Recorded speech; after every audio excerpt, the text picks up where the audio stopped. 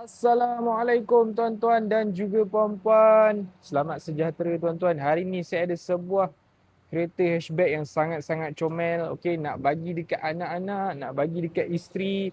Untuk golongan wanita memang sangat-sangat sesuai tuan-tuan. Okey, yang ini adalah Suzuki Swift 1.5 tahun 2010 tuan-tuan. Kereta condition memang sangat-sangat cantik. Owner memang jaga kereta.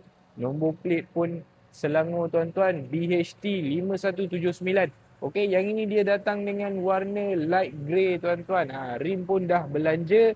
Okey, bunga tayar pun masih lagi ada dalam 70% tuan-tuan. Okey, kereta bergerak, aircon sejuk, undercarriage, lower arm, steering rack semua masih lagi cantik. Okey, ini bahagian dia punya door trim memang kemas lagi, tak ada pecah-pecah, tak ada crack-crack. Dashboard pun masih lagi cantik. Seat pun tak ada koyak lah tuan-tuan. Okey, yang ini high spec, dia dah siap datang dengan multifunction punya steering. Okey, ada button. And then yang special ni, owner lama ni dah tambah, dia dah ada benda ni tuan-tuan, water temperature and voltage punya checking. Dia dah letak kat tepi meter, dia tambah meter baru. Okey, so mileage pula baru 190,000 sahaja. Dah siap datang dengan reverse camera, ada LCD, ada Android player sekali tuan-tuan. So nak parking pun sangat-sangat mudah. Untuk golongan wanita, student memang sangat-sangat sesuai kereta ni.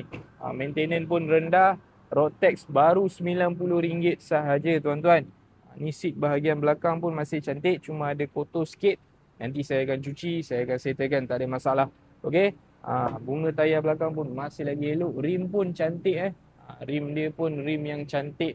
Okey, bukan rim cikai-cikai punya tuan-tuan. Bonet kereta ni macam biasalah. Dia tak terlalu besar sangat, tapi dia ada space lah, cukup-cukup nak letak barang. Okey. Kereta ni tuan-tuan bagi dekat saya hanya 12,800 sahaja.